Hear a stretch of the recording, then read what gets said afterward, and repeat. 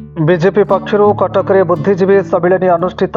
Cuttack link road स्थित निशामणि convention ठारे कटक जिला बीजेपी पक्षर शनिवार दिन आयोजित बुद्धिजीवी सम्मिलन कटक जिला सभापति सुकांत कुमार विश्वाणी सभापति अनुष्ठित हो जाइछि। विकसित भारत पर केंद्र राज्य बजेट 2025 सम्मिलन को बीजेपी भुवनेश्वर सांसद तथा बीजेपी राष्ट्रीय प्रवक्ता केरल प्रभारी अपराजिता षडंगी सम्मिलन को उद्घाटन करते।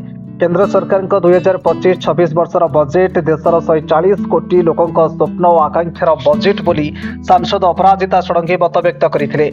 इस सम्मिलन में कटक लोकसभा सांसद भर्तृहरि महताब, राज्य आईन पूर्त एवं अबकारी मंत्री पृथ्वीराज हरिचंदन कही जे ओडिशार विकास एवं भविष्य को आखि आगे रखी बजेट प्रस्तुति होती कही।